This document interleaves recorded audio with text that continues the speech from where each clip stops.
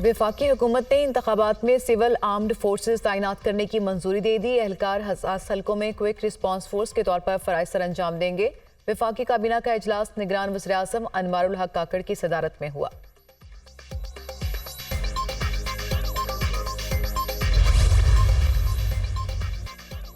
नवाज शरीफ की मरियम नवाज के हमरा N130 में इंतखाबी रैली, कारकुनान की जानिब से जगह जगह पुरतपाक इस्तकबाल, फूलों की पत्तियां निछावर। नवाज शरीफ और मरियम नवाज का गाड़ी से निकलकर कारकुनान के नारों का जवाब।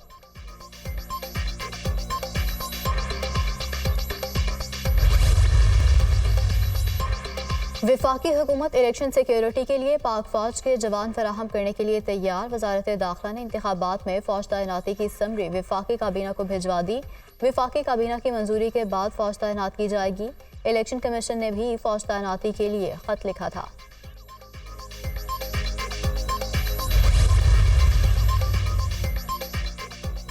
सुप्रीम कोर्ट ने साबिक जज शौकत अजीज सिद्दीकी की अपील पर फैसला महफूज कर लिया। सुप्रीम जुडिशल काउंसिल ने बगैर कार्रवाई के जज को हटाया।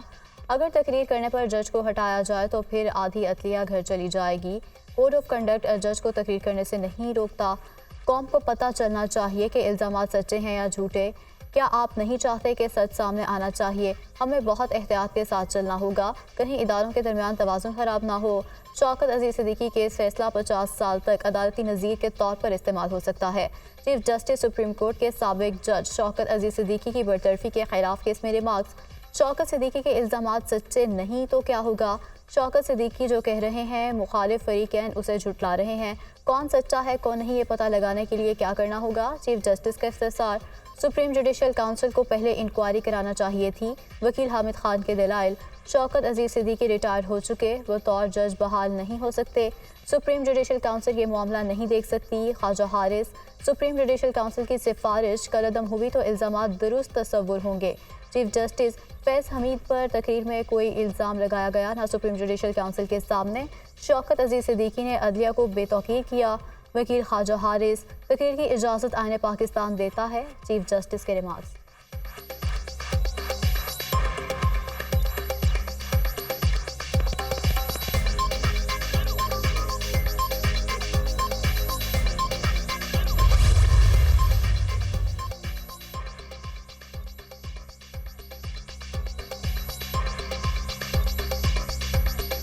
रिटायर्ड जज के खिलाफ सुप्रीम जुडिशल काउंसिल में कार्रवाई का इख्तियार देने से मुतालिक अहम पेशरफ। वफाकी कार्रवाई का इख्तियार खत्म करने वाले आफिया शहरबानो केस में अपील दायर। अटॉर्नी जनरल ने शौकत सिद्दीकी केस के साथ अपील भी सुनने की तजवीज़ दे दी।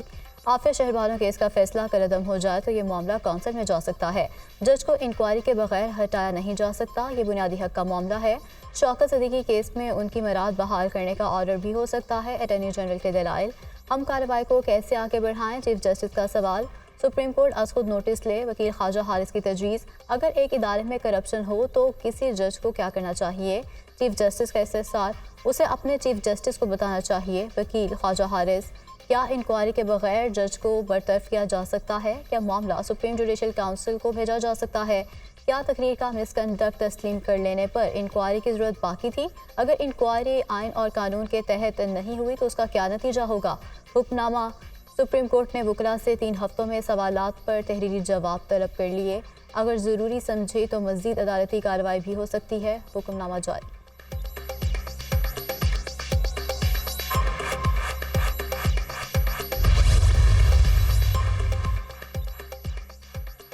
कासिम सूरी ने गैर कानूनी तौर पर असेंबली तोड़ी, मुल्क में आईनी बहरान की वजह बने। क्यों ना कासिम सूरी के खिलाफ संगीन गद्दारी की कार्रवाई की जाए। Chief justice supreme court. हुक्म इम्तला लेने के बाद मुकदमा समाअत के लिए मुकर्रर नहीं करने दिया गया।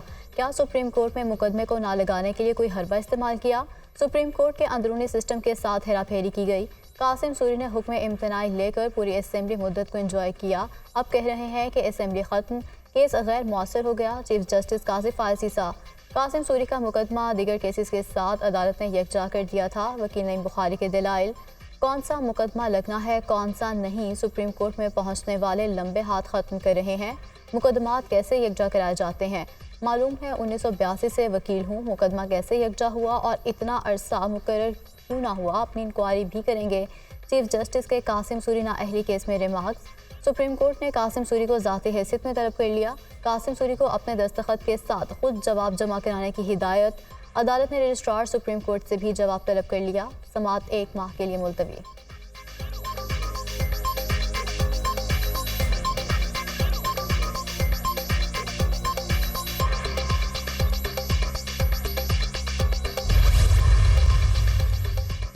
लाहौर में बिलावल भुट्टो की इंतखाबी मुहिम में आसिफा भुट्टो जरदारी भी मुतहरिक। पीपल्स पार्टी लोगों से घर छीनती नहीं, घर देती है। बिलावल भुट्टो पाकिस्तान में 30 लाख घर देंगे। 8 फरवरी को तीर पर मोहर लगाकर बिलावल को मौका दें ताकि वो अवाम के हकूक लेकर लड़ सकें। आसिफा भुट्टो का खिताब।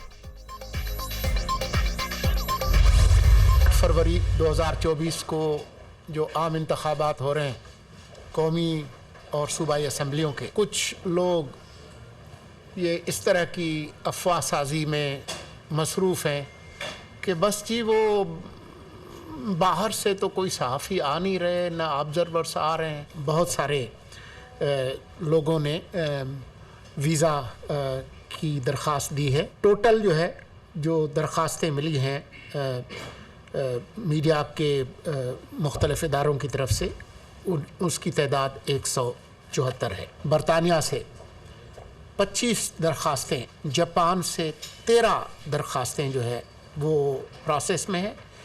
कनाडा से कोई 5 वहाँ के पार्लियामेंट के कोई अरकान हैं, उन्होंने दरख्वास्त दी है। बैनुल-अक़वामी सहाफ़ी और ऑब्ज़र्वर्स जो इजाज़तनामे ले रहे हैं, वो इजाज़तनामे 3 बड़े शहरों के लिए दिए जा रहे हैं, कराची, लाहौर और इस्लामाबाद।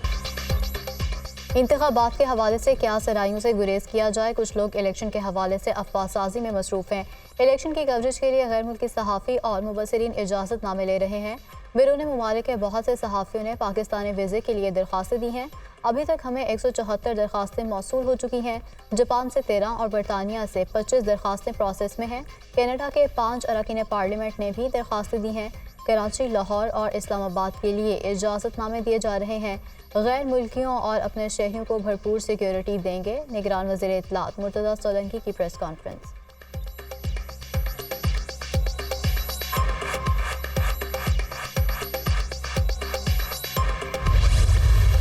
बहुत ही मुश्किल तरीन हालात में उन्होंने KP का भी दौरा किया है, फिर वो पंजाब भी जैसे कर रहे हैं। हमारा मुल्क जो है मजबूत हाथों में दिफा के लिहाज से, और इंशाअल्लाह वो भी कुर्बानियाँ दे रहे हैं हमारे जवान और हमारे लॉ इन्फोर्समेंट एजेंसीज के लोग। आवाम जो है वो ताकतवर है। इंशाअल्लाह हम आवाम की ताकत से इलेक्शन में आ रहे हैं और इंशाअल्लाह आवाम की तायीद से हम किसी चोर दरवाजे के ज़रिए हुकूमत में नहीं आएंगे, आवाम की ताकत से आएंगे।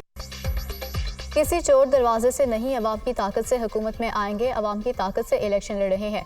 पीपल्स पार्टी ने मुल्क में जमहूरियत, आइन और रूल ऑफ लॉ के लिए कुर्बानियाँ दी। चेयरमैन पीपल्स पार्टी ने मुश्किल हालात में KP का दौरा किया। साबिक वज़ीर आज़म यूसुफ रज़ा गिलानी की मुल्तान में प्रेस कॉन्फ्रेंस। कहा, दिफा के लिहाज से हमारा मुल्क मजबूत हाथों में है। सिक्योरिटी फोर्सेस के जवान दिफा के लिए कुर्बानियाँ दे रहे हैं।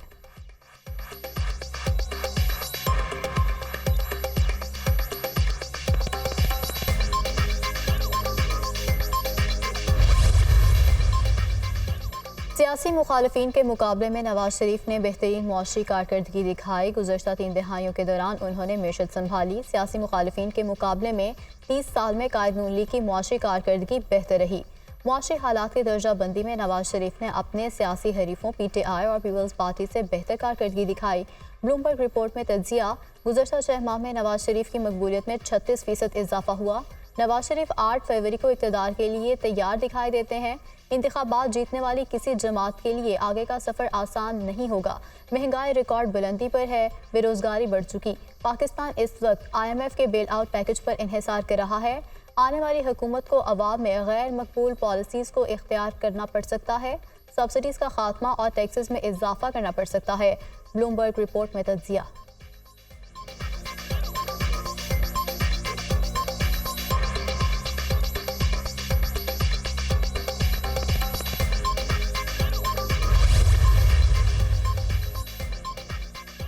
बानी पीटीआई की 9 मई के 7 मुकदमात में अबूरी जमानतें बहाल। लाहौर हाई कोर्ट ने दरखास्तों पर फैसला सुना दिया। जस्टिस आलिया नीलम की सरबराही में 2 रुकनी बेंच ने महफूज फैसला सुनाया। इंसदाद दहशतगर्दी की अदालत ने जिन्ना हाउस हमला समेत 7 मुकदमात में अबूरी जमानतें अदम पैरवी की बुनियाद पर खारिज की थीं।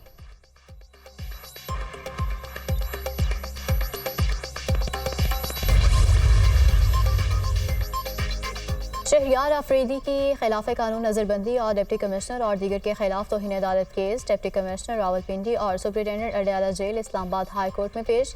मेरे हुक्म पर अमल दरामद क्यों नहीं किया गया? जस्टिस बाबर सितार का डिप्टी कमिश्नर रावलपिंडी से इस्तफसार। रिकॉर्ड कीपर छुट्टी पर था इसलिए ताखीर हो गई। डिप्टी कमिश्नर, आप खुद रिकॉर्ड दे आते, ये कैसे हो सकता है? हाई कोर्ट ऑर्डर करे और उस पर अमल दरामद ना हो। जस्टिस बाबर सितार ने रिमार्क्स दिए कि इस्लामाबाद वाले भुगत रहे हैं, क्या आप भी भुगतना चाहते हैं? ये सादा सा केस है, रूल ऑफ लॉ का मामला है। आप इस केस को किसी और जज को ट्रांसफ़र नहीं कर रहे। कई दिन तक इस मुल्क के शहरियों को जेल में रखा है। आप दलाइल दें। अगर एमपीओ ऑर्डर्स ठीक थे तो ये फैसला आ जाएगा। वकील शाखावर ने दलाइल दिए कि प्रोसिक्यूटर ने जो दस्तावेजात पेश की वो हमें फराहम नहीं की गई। मुश्किल हालात में ड्यूटी कर रहे होते इस पर भी कई किस्म का दबाव होता है। हम अब ये कहें कि पुलिस ऑफिसर और दीगर किसी ग्रेट गेम में मोहरे बन जाएं। जस्टिस बाबर सितार, समाअत कल तक मुलतवी।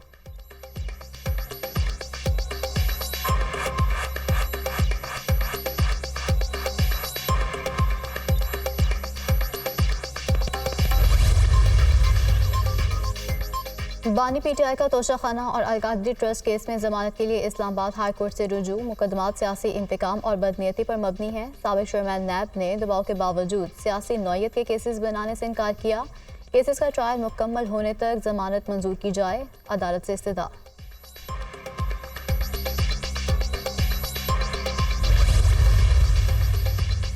बानी पीटीआई और बुशरा बीबी के खिलाफ तोशाखाना रेफरेंस। अडयाला जेल में समाअत बगैर कार्रवाई के कल तक मुलतवी।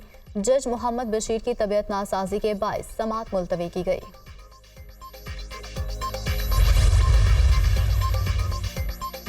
पेशावर हाई कोर्ट ने शानदाना गुलजार के खिलाफ कार्रवाई रोक दी। पीटीआई रहनुमा की मुकदमात का तफसील के लिए केस। अदालत ने सूबाई हुकूमत से आइंदा समाअत तक जवाब तलब कर लिया। जस्टिस अतीक शाह और जस्टिस वकार अहमद ने समाअत की। केस पर मजीद कार्रवाई 26 जनवरी तक मुलतवी।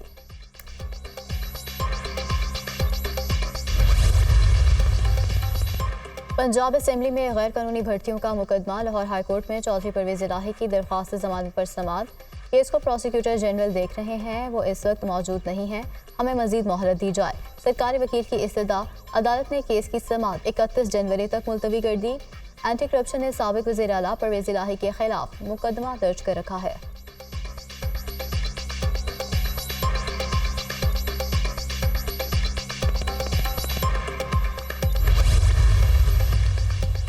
इलेक्शन कमीशन ने मुल्क भर के बल्दियाती और कैंट बोर्ड्स के तरक्याती फंड्स मुंजमद कर दिए। तमाम बल्दियाती इदारों के तरक्याती फंड्स इलेक्शन तकमील तक मुंजमद रहेंगे। तरक्याती फंड्स इजरा पर पाबंदी शफाफ इलेक्शन की वजह से लगाई गई। बल्दियाती इदारे सिर्फ रोज़मर्रा के अमूर निपटाएंगे। Election commission.